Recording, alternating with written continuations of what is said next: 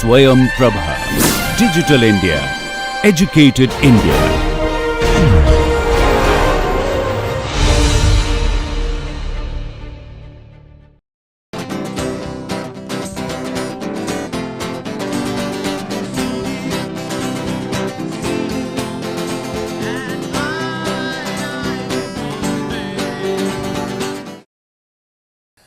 Friends, in the last lecture, we initiated discussion on the estimation of the residence time distribution for a laminar flow reactor. Let us continue with that. So, laminar flow reactor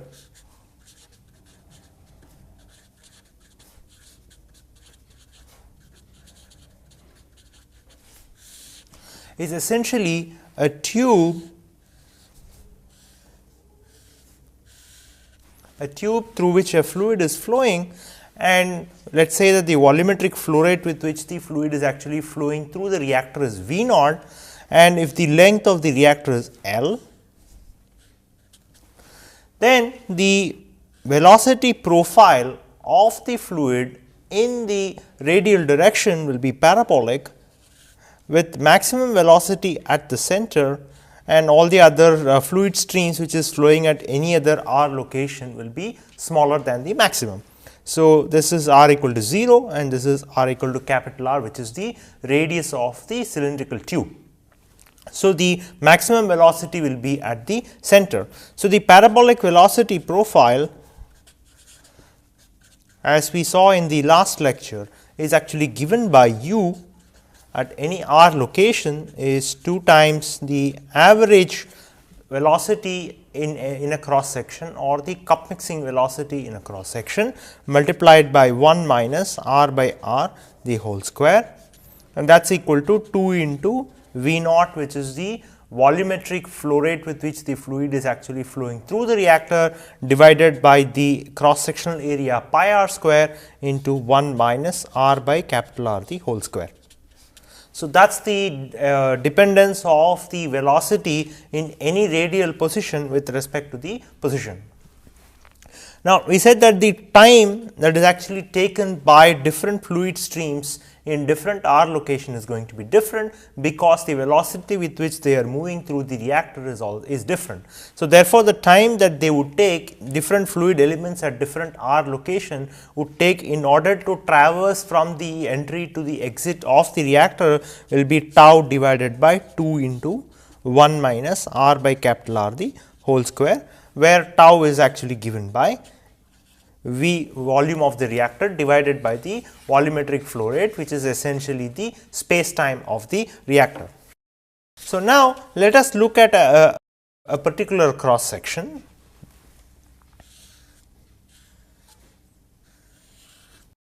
So, if at any radial location, if we identify a small thickness of delta r, so suppose if the thickness is delta r and this thickness is located at some r location.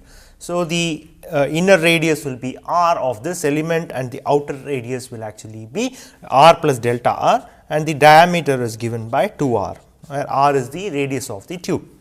So, now the volumetric flow rate of the fluid that actually flows through that small element delta r is essentially given by dV. If u is the velocity with which the fluid is actually flowing in that r location, multiplied by 2 pi r dr. So, that is the volumetric flow rate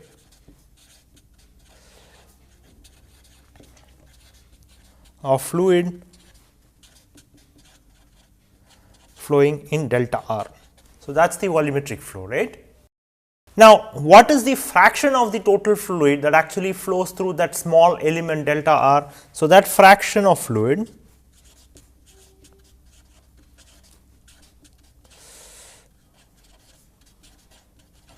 through delta r. So, that is actually given by dV by V naught, where V naught is the flow rate with which the fluid actually is entering the reactor, but that is equal to u by r, u by V naught into 2 pi r dr, and that is nothing but the E of t dt, which is the fraction of the fluid that is actually going through this small element whose volumetric flow rate is actually between V and delta V, and also the time that is actually spending inside the reactor is given by T, is given by the time that is between T and T plus delta T. So, therefore, the fraction of the fluid that is flowing through should be equal to the corresponding residence time of that particular fluid element. So, now we know that the time that the fluid element takes to actually traverse from 0 to L, that is along the length of the reactor, is actually given by T equal to tau divided by 2 into 1 minus r by capital R the whole square, where capital R is the diameter of the tube. Now, from here, by differentiating this expression, we can find out that dt equal to 4 by tau r square multiplied by tau divided by 2 into 1 minus r by r square. So, one needs to perform a little bit of algebra to get this expression. So, into r dr. So, that is the expression for dt as a function of. So, when we take the first differential of this expression, this is the expression that one would get as a function of dt equal to r and dr. Okay. So, we can further simplify this by substituting the expression for the time that the fluid which is present in a particular r location takes to travel from the inlet to the exit stream of the reactor. So, that is given by 4 t square divided by tau r square into r dr. So, this is obtained simply by substituting this expression which is present inside this brackets with the corresponding time. So, that is nothing but the time taken by the fluid at R location to travel from the inlet to the exit of the reactor. So, from here we can find out that R dr is actually given by tau r square by 4 t square into dt. So, now we can plug this into the expression for the fraction of the fluid whose volumetric flow rate is between V and V plus V naught and V and V plus dV, and that the fraction that spends the time residence time of that fraction is between T and T plus dt. So, that is given by E of t dt, that is equal to dV by V naught, and that is given by L. dV is nothing but length of the reactor into the area of that small element, that is 2 pi r dr, divided by the time that is actually taken by the fluid in that particular element to travel from the inlet to the outlet of that particular reactor of that particular shell, and that ratio will give what is this differential volumetric flow rate multiplied by 1 by V naught. So, that is the expression for dV by V naught. So, now from here we can now substitute r dr using the using the time that it actually differential time that the fluid actually takes to travel from one end to the other end of the reactor. So, that can actually be related, and so one would get that L into pi r square divided by V naught into 1 by T into tau by 2 t square into dt. So, all that has been done is we have substituted r dr with the corresponding expression we just derived in a short while ago. Now, L into pi r square is nothing but the volume of the reactor itself. So, L into pi r square is that is the volume of the reactor, and so therefore, V by V naught is nothing but the space time of the reactor. So, that is given by, so that is equal to tau by T into tau by 2 t square into dt. So, that is nothing but tau square by 2 t cube into dt.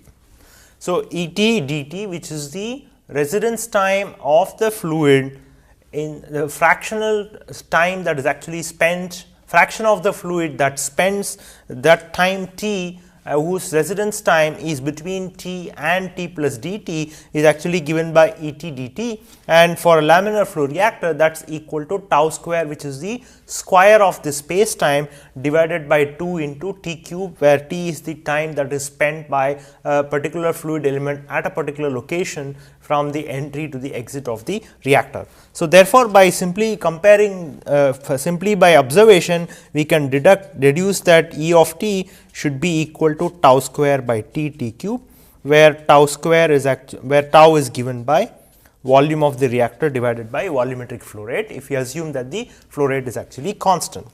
So, now the question is, when is this particular expression valid? What is the validity of this expression? Or the question is, when will the fluid start leaving? Suppose I put a tracer at the entry of the reactor. How much time will it take for this tracer to first appear at the exit stream of the reactor? That is, if I put tracer, let us say pulse tracer at x equal to, or at the entry of the reactor, how much time will that pulse take to travel through the reactor, and what will be the first time at which the fluid will actually leave the reactor at L? And this is important because E of t is essentially the age distribution of the effluent stream. So, therefore, the E of t dt is actually valid only from the time at which the fluid is actually at which the tracer is actually seen at the exit stream of the or effluent stream of the reactor. So, how do we find this? So, we can find this by observing that for a laminar flow parabolic profile, the fluid elements which is actually present at r equal to 0, it travels at a maximum speed. So, at r equal to 0, the fluid travels the u of r equal to u max. So, that is the maximum velocity.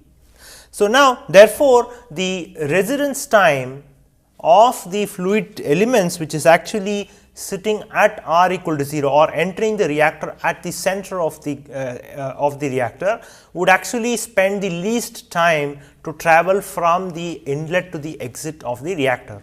So, therefore, the minimum residence time should actually be equal to the residence time of the fluid stream which is actually entering at this location r equal to 0. So, how do we find this? So, we know that the time that is actually taken for the fluid elements to travel from one end of the reactor to the other end of the reactor is simply given by L by U, and the minimum time is actually given by L by U max. That is the maximum velocity, and that is at the center of the reactor. So, from here, by simply plugging in the corresponding expression, we can find that minimum time that is actually taken for the tracer to be seen at the exit of the reactor is given by L by 2 U average, that is the cup mixing average, into pi r square divided by pi r square, and that is nothing but V by 2 V naught, and that is equal to half of the space time. So, the fluid elements that is actually entering the reactor at the center of the tube would actually take half the space time before it actually reaches the other end of the reactor. And in fact, the residence time distribution actually starts from that particular time tau by 2, the minimum time. So, therefore, the RTD function for the laminar flow reactor is actually given by E of t, that is equal to 0 if time is less than tau by 2, which means that there is no fluid stream which is actually leaving the reactor if the time at which it is monitored is less than tau by 2, whereas for any time greater than tau by 2, the residence time distribution is actually given by tau square by 2 t cube for t greater than or equal to tau by 2. So, this is a nice example of how to find the residence time distribution function for a reactor, for a real reactor. So, such kind of a method can actually be employed to find the residence time distribution of any reactor where the dispersion is not present. So, now what about f of t, the f curve for the laminar flow reactor? So, for t greater than or equal to tau by 2, That's the time for which E of t is actually valid, and f of t is given by integral 0 to t E of t dt, and that is equal to 0 plus integral tau by 2 to t E of t dt. And now plugging in the expression for E of t, we can find that this is equal to integral tau by 2 to t tau square by 2 t cube dt, and on integration one would find that this will be equal to 1 minus tau square by 4 t square. So, therefore, the mean residence time, which is one of the properties of the residence time function, is actually given by 0 to infinity t of E t dt. So, this is the f curve, this is the relationship between f curve f and the time, and the mean residence time is actually given by integral 0 to infinity t E t dt, and that is because between 0 and tau by 2 E t is 0. So, this integral simply becomes tau by 2 to infinity, the limits will change, and the integrand will be tau square by 2 t square into dt, which is equal to tau square by 2 into minus 1 by t, and the limits are tau by 2 and infinity. So, those are that is the limits, and substituting the limits we will find that will be exactly equal to tau, which is what we intuited before, that if there is no dispersion, then the mean residence time would be equal to the space time itself irrespective of the RTD function. And in fact, we have shown this for 3 different types of reactors, the plug flow reactor, CSTR, and that of the laminar flow reactor. Now, let us now look at the normalized residence time distribution function. So, suppose if we define theta as t by tau, tau is the space time or the mean residence time for this particular case, and so E of theta would be 0 for theta less than 0.5, and it will be 1 by 2 theta cube for theta greater than or equal to 0.5, and similarly f theta will be 0 for theta less than 0.5, and it will be 1 minus 1 by 4 theta square for theta greater than or equal to 0.5. So, now if we look at the E curve and the F curve, suppose if I sketch the E curve of the normalized residence time distribution function, then we can observe that the E curve is going to start at 0.5, because before 0.5 it is not valid. So, at 0.5 it will start, and so it will look something like this, and the F curve can actually be, again F curve will also start at 0.5. This is the F curve, and it will start at 0.5, and then it will actually it will slowly increase and go to 1. So, that is the F curve. So, now we have looked at the residence time distribution functions of 3 different reactors. So, let us now attempt to put them all together and compare how the residence time distribution functions are actually different for these 3 reactors. So, now let us compare the residence time distribution function, the F curve, for CSTR, plug flow reactor and the laminar flow reactor.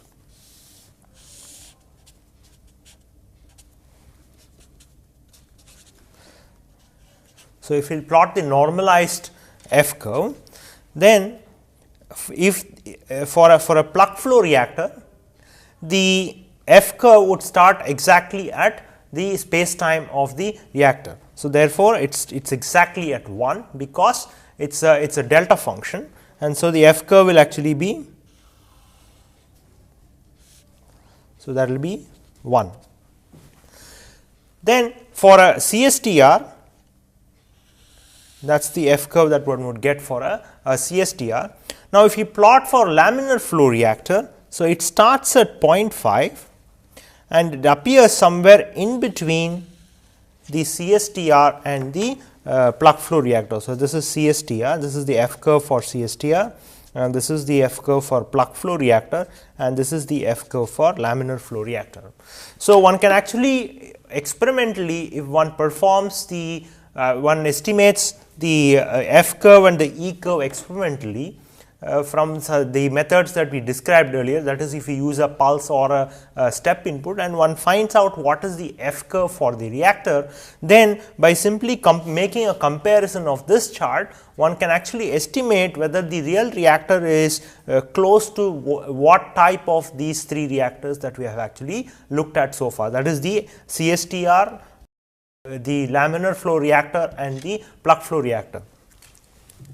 So, such kind of a comparison provides a method for actually diagnosis of the nature of the RTD function for a given real world reactor. So, that brings us to the next topic, where we want to see how to use RTD function for diagnosis, diagnostics and troubleshooting. So, RTD functions can actually be used for diagnosis of certain properties of the reactor or certain aspects of the reactor, and also to troubleshoot if something undesirable is actually happening inside the reactor. So, how do we do this? So, the RTDs are actually used for diagnosis. So, by comparing the RTDs that are actually theoretically estimated for for certain type of reactors, and comparing that with the RTD of the real world reactor, which may be estimated using experimental methods, by comparing that, one can actually find out what is the class of the real world reactor based on the RTD function. So, RTD function can actually be used for diagnosis. And not just that, it can also be used, RTD functions can also be used in order to model the real reactor as a combination of ideal reactors. So, RTDs play a huge role in actually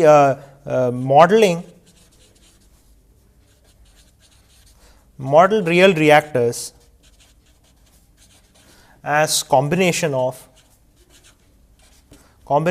ideal reactors.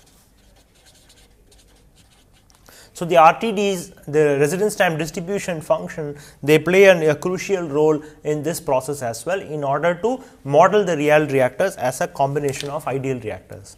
So, before we get into the how to do the diagnostics, let us look at what are all the common residence time distribution functions. So, the common RTDs. So, for a plug flow reactor, the residence time distribution is essentially a delta function. So, that is the residence time distribution, and it is centered at the space time of the reactor, and that is the E curve, E of t. And if I look at CSTR, so the residence time distribution is actually exponential, that is E of t and t. That is the E curve for CSTR. Now, if I take a packed bed reactor, now what has been observed? So, suppose if there is a reactor and there is a fluid which is actually flowing through this reactor, one of the commonly observed RTD curve for such kind of a real world packed bed reactor is actually, it looks as below. So,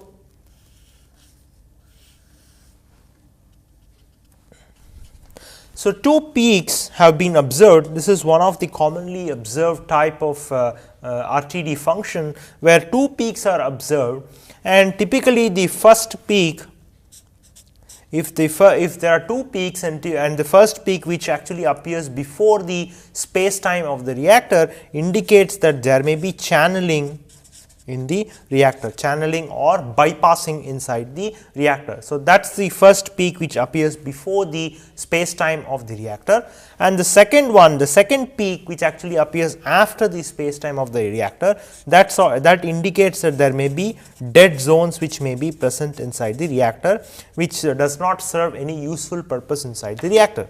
So, now if we attempt to depict this in the packed bed reactor, so there may be channels which may be present inside the reactor, through which the fluid which is actually going through the packed bed reactor will easily escape and leave the reactor. And because there is a channel with which the fluid easily escapes, the time that they spend inside the reactor is actually smaller than the space time of the reactor, and that is the reason why the first peak corresponds to the channeling of the fluid stream inside the reactor. On the other hand, if there are dead zones which are actually present inside, where the reactor is virtually inaccessible, then there will be some of these fluids which are actually present. They will spend too long a time inside these dead zones before they leave the reactor, and that is why it appears as a second peak, particularly the tail part of the distribution curve. So, another commonly observed RTD function is that of a tank reactor, a stirred tank reactor. So, suppose if we have a tank and it is well stirred, and let us say this is the inlet to the tank and this is the outlet to the tank, and then maybe there is bypassing through this particular tank, and maybe there are some dead zones which are present here. So, this is the dead zone and this is the bypassing. So, if such kind of a situation is there in a tank reactor, that can actually be observed in the RTD curve. So, in the RTD distribution function. So, the typical, so the first peak which appears very close to time t equal to 0 is because of this channeling or because of this bypassing, and this bypassing can occur because of the placement of the entry and the exit fluid stream of the tank reactor, that these fluid streams simply quickly escapes and leaves the reactor, and that can actually be captured, that is actually captured by this sharp peak which is actually present at time close to 0, that is at the initial stages. And then the long tails which is actually, so this corresponds to the Chan bypassing, and then the long tail which is actually present here is because of the dead zone. So, the long tail indicates the presence of a dead zone inside the tank reactor, and this long tail is because this dead zone is actually not available for the fluids to actually go and they are not exchanging material with the location inside the tank which is well mixed, and therefore the whatever residual fluid which is present here, they will take a very long time before they actually appear at the effluent stream of the reactor. Therefore, these long tail virtually corresponds to the dead zones that may be present inside the reactor. So, this kind of an approach, the detection of the residence time distribution curve can actually provide a lot of information about what is actually happening inside the reactor, and this common RTD that has been explained just now is a good example of that. So, let us now look at the operation of CSTR. So, let us consider a CSTR and let us look at what are all the various types of operations of CSTR, how it can be operated, and what are the distribution curves for each of these situations. Now, this is very important to understand, because if there is a problem with the CSTR and if it falls in one of these operational modes, it helps in diagnosing what is the problem with the actual reactor, what is the problem with the functioning of the actual reactor, and then the methods to correct it can actually be implemented or actually can be deciphered later, or can actually be thought of, and strategies can actually be improvised later. So, there are three modes of operation. Suppose if there is a real reactor whose volume is known, and let us say a volumetric flow rate with which the fluid is flowing through the reactor is known, then one could actually look at what is called the normal operation, where it behaves like an ideal CSTR, where the all locations in the reactor is actually available for the reaction, which means there are no dead zones where the reactor is where the reaction does not happen, and also it's assumed that there is perfect mixing in the reactor and there is no bypass of fluid, which means that all fluid that comes in actually undergoes reaction, spends the sufficient amount of time inside the reactor, and then they leave the reactor. So, and the second mode of operation is CSTR with bypassing. So, if we understand how the residence time curve of a CSTR with bypassing is going to occur, how is going to appear, the shape of the curve can actually provide a clue as to if you understand what it is, then that can actually be used as a diagnostic tool to find out if there is bypassing in the reactor.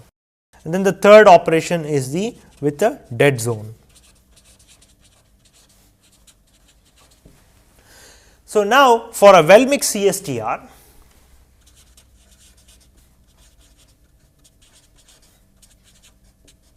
well mixed CSTR, suppose if I put a tracer, suppose if I actually insert a tracer into the CSTR, then one can write a mole balance for the tracer, and the mole balance will be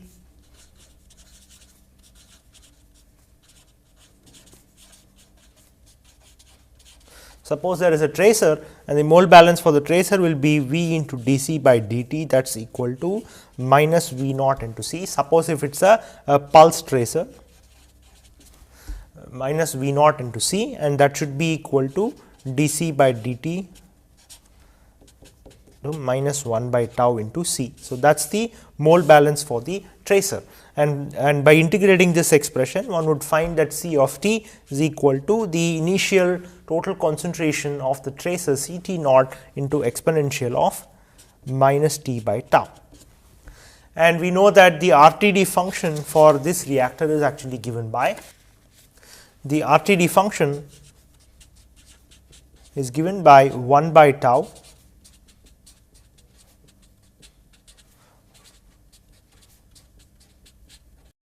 that is the RTD function, and then the FT curve, which is the F curve, is actually given by 1 minus exponential of minus t by tau. So, this we have already seen. Now, suppose if we want to compare these three cases, that is the three modes of operation, then we can now slowly try, we can now attempt to find the RTD curve for these three operations. So, suppose let us start with the perfect, so let us start with the first case of perfect CSTR. So, we use the symbol P for the perfect CSTR or operation of the CSTR in a perfect mode, that is there is no bypass and there is no dead zone, which means that the CSTR is actually an ideal CSTR, and the volume and the volumetric flow rate are basically the measurable quantities of a real reactor. Let us say we know the volume and the volumetric flow rate with which the fluid is actually flowing inside the CSTR. So, we know the residence time distribution curve and E of t versus t, and so this starts at 1 by tau and then it actually decreases with time, and then we know the corresponding F curve,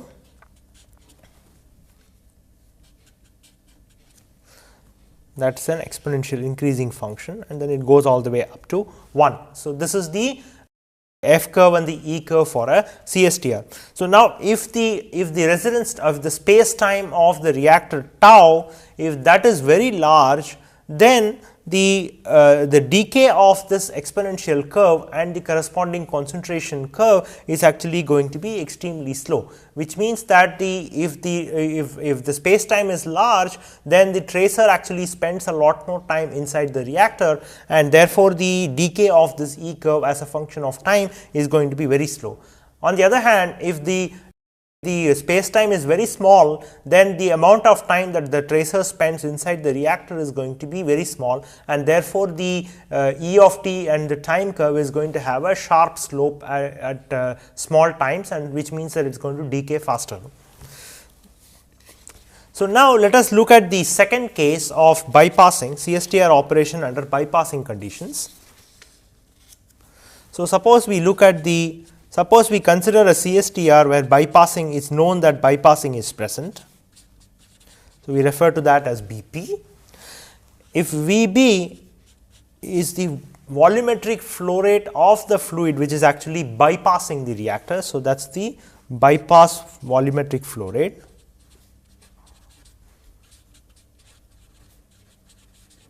So, VB is the bypass volumetric flow rate, and let us assume that VSB is the volumetric flow rate which is actually going through the system volume. So, that enters the system volume. So, therefore, V naught, which is the volumetric flow rate with which the fluid is actually entering the reactor, should be equal to VB plus VSB.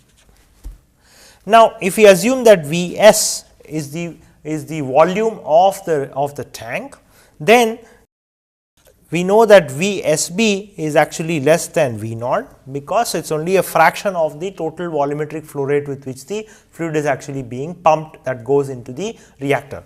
So, therefore, clearly tau SB should actually be greater than the space time of the reactor, which means that the amount of time that this fraction of the fluid which is not being bypassed, the amount of time that it spends inside the reactor is actually larger than the actual space time of the reactor itself, based on the overall volumetric flow rate. So, remember that tau is actually defined as V by V naught, where Vs is the volume of the reactor and V naught is the volumetric flow rate with which the fluid is actually flowing through the reactor.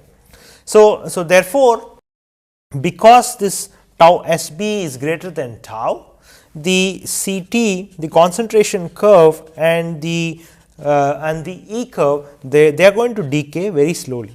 So, as we observed a few moments ago, as we actually discussed a few moments ago, because the residence time of the fluid stream which is actually going through the system volume is actually larger than the space time, the decay of the concentration and the E curve is going to be slower when compared with the case of a perfect operation, that is, there is no bypassing.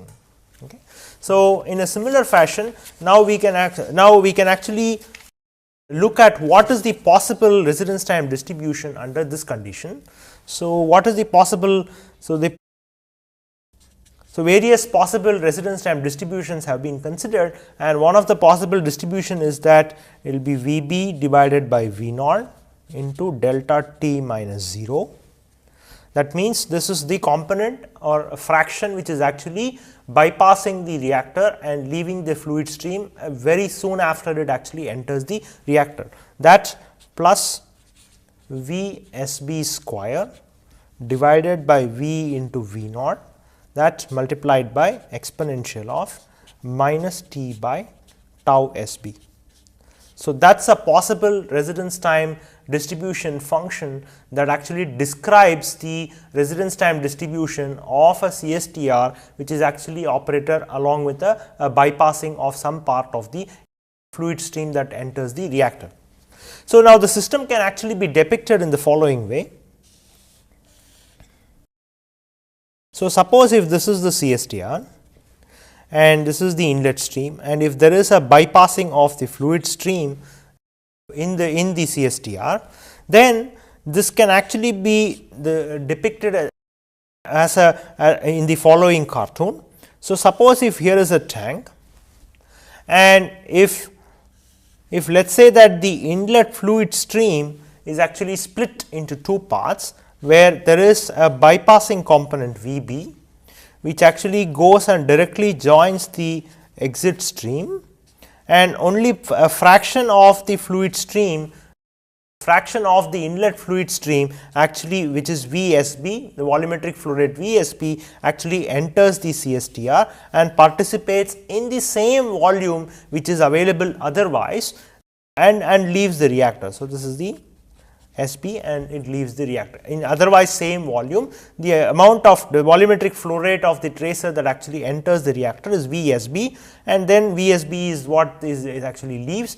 If we assume that bypass is essentially taking some of the volumetric flow rate and directly joining it with the effluent stream. So, this kind of a distribution curve essentially captures this representation. So, now if I attempt to sketch the E curve. So, right at t equal to 0, there is going to be a fall in the E curve, and this is because some fraction actually gets bypassed and directly goes and joins the effluent stream, and therefore, there is going to be a sharp fall in the E curve, that is the fraction that is actually leaving, and then after which there is going to be an exponential fall in the E curve. So, this first part corresponds to the bypass and the second part corresponds to this exponential term, and this location here is essentially given by V S P square divided by V into V naught. So, that is this location from where the exponential fall in the E curve actually starts. Now, the corresponding F curve will be, so if this is the corresponding F curve, then we will see that the F curve actually has a jump right at t equal to 0. So, this is 1, this is the F curve.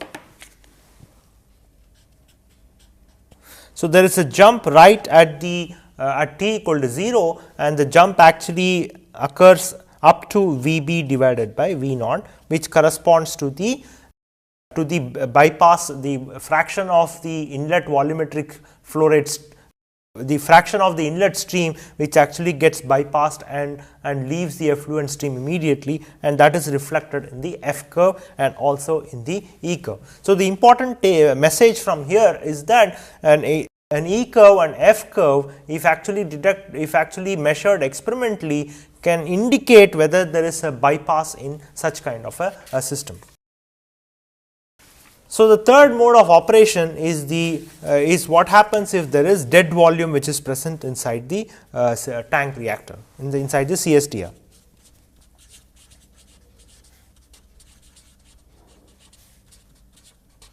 So, if there is a dead volume inside. So, let us assume that it is an CSTR, there is no bypassing, let us assume that there is no bypassing inside the reactor, and then there is some dead volume. Let us say that the volume of this dead zone is essentially V d, and this dead volume essentially is one where is the volume where the fluid stream does not reach that location, and so it's the presence of this location is of no use for the performance of the reactor. So, the overall volume is actually equal to V d plus V S d, where S d is the available volume for the available volume which is actually accessible by the fluid stream which is flowing into the reactor. So, now this can actually be depicted as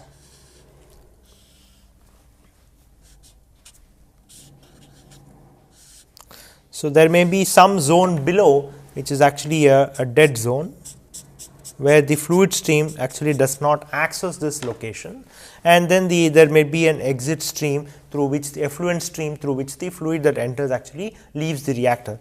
So, the E curve for this particular situation would actually look like it starts at 1 by tau S d.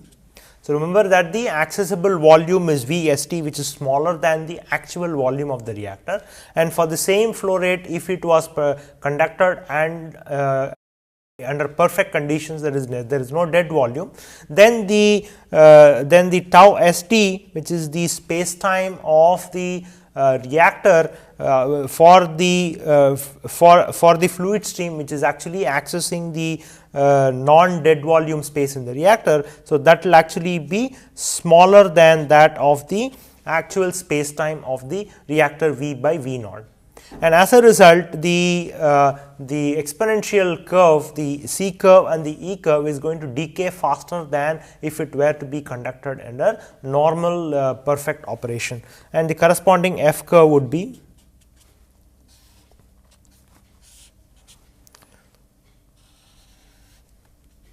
so the F curve also will be correspondingly steeper, and it will actually slowly increase and go to 1. So, now if you put all these three together, let us make a comparison of the RTD functions for these three modes of operation. So, suppose let us draw the E curve. Now, for a perfect operation, the E curve starts at 1 by tau, which is the tau is the space time of the reactor, and then there is a exponential decay as a function of time. This is the E curve. Now, if there was bypassing in the reactor, then right at t equal to 0, there will be a sharp fall in the E curve, and then followed by an exponential decay with respect to time. Now, supposing if there was dead volume inside the reactor, supposing if this corresponds to the perfect operation, this corresponds to bypassing. Now, if there were to be decay, there were to be dead volume inside the reactor, we just observed, we just noted that a few moments ago that the decay of the E curve is going to be significantly faster, and therefore, the curve starts above 1 by tau, because tau s d. So, this starts at 1 by tau s d, and we said that tau s d is actually smaller than that of tau, and therefore, 1 by tau s d is going to be larger than 1 by tau, and then it starts from here, and the decay is actually faster than that of the perfect operation, because tau s d is actually smaller than the space time of the reactor. So, now if there is a real data for a tank reactor, then one can actually one can compare the actual RTD function measured experimentally with the RTD functions present in this graph, and that can actually provide a clue as to compare that with the perfect operation, that can provide a clue whether there is a bypass or if there is a dead volume present inside the reactor. Now, similarly, we can actually plot the F curve.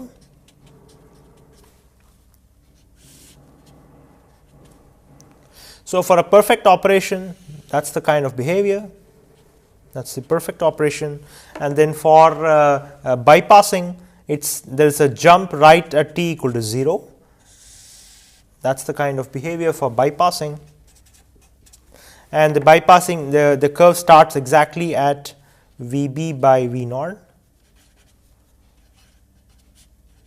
Vb by V naught, and then for dead volume case, the curve actually increases rapidly, and then it reaches 1, and so this is for the dead volume case, and this is for the perfect operation case. So, either E curve or the F curve can actually be used to detect what is the diagnose if there is any problem in the operation of that particular CSTR.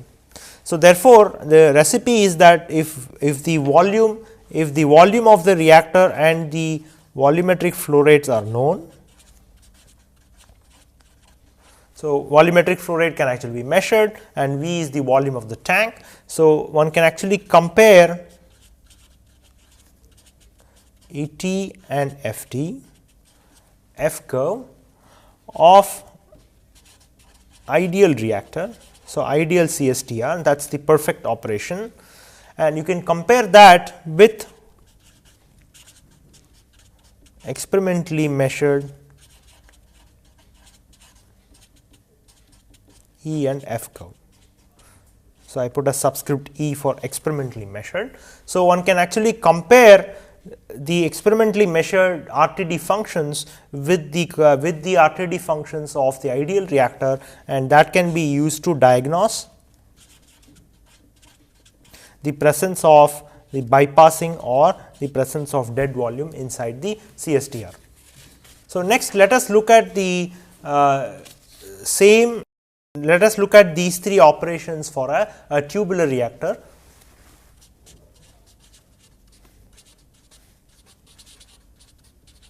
So, let us assume that it is a plug flow reactor. So, the first case is perfect operation. So, let us tag that with a P. So, here is a tube, and there is a fluid which is actually flowing at a volumetric flow rate of V naught, and the volume of the plug flow reactor is V. So, now the RTD curve, we know that it is a delta function centered at the space time of the reactor. So, that is E of t. and then the F curve is essentially given by, it starts at tau and reaches 1. It is a step function in the F versus t plane. So, that we already know. Now, what happens in the bypassing case? So, suppose if there is a bypass in the reactor,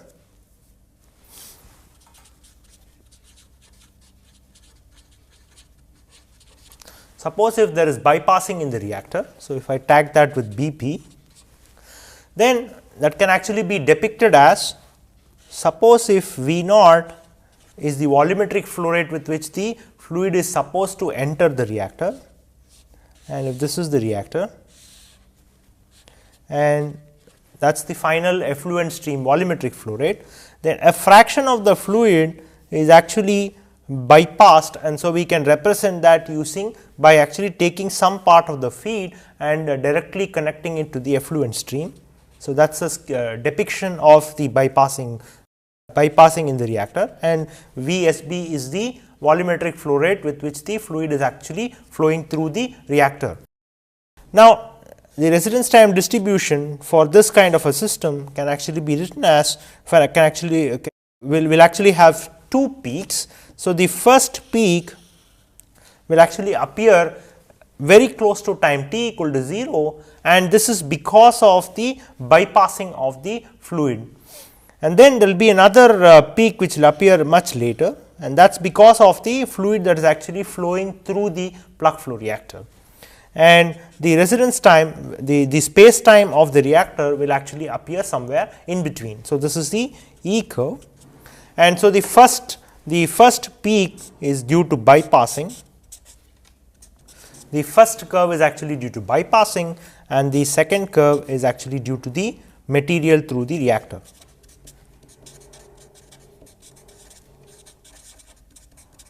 That is because of the material that is actually flowing through the reactor. Now, why is there a delay in these two peaks, or why is there a delay in the residence time for the material that is flowing through the reactor? The delay is because the tau SB, which is the space time based on the fluid that is actually flowing through the reactor, is actually larger than the space time of the reactor based on the overall volumetric flow rate that is actually flowing through the reactor. Now, one can actually sketch an F curve for the same, F of t. So, that starts at Vb by V naught, that goes to 1, and this is tau, and this is tau SB. So, remember that this second peak is actually centered at the space time based on the volumetric flow rate of the fluid that is actually flowing through that is the actual volumetric flow rate which is accessible to all parts of the reactor. So, now let us look at the third case of plug flow reactor with dead volume.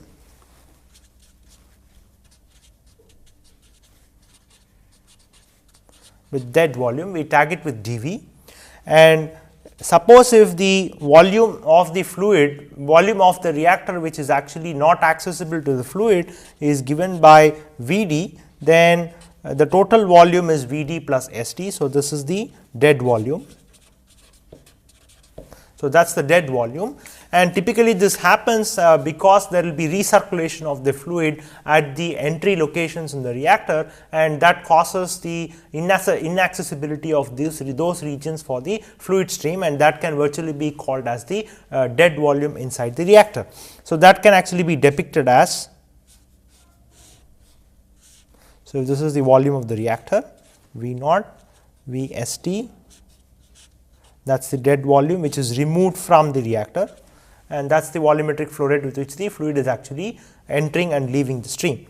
So, now in this case the tau St, which is the space time based on the volume of the reactor which is actually accessible for the fluid stream, that is given by Vst by V naught, and that will be less than V by V naught because Vst is smaller than the volume.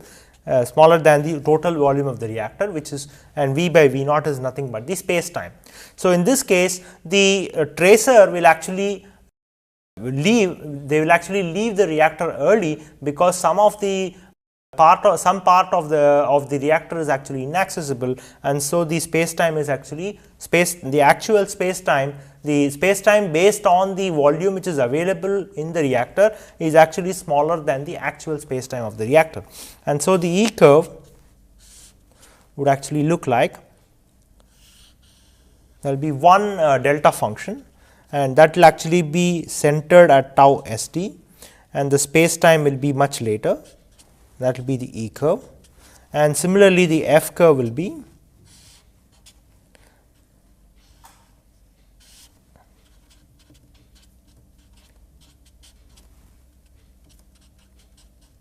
so that is the E curve and the F curve for a plug flow reactor with a dead volume.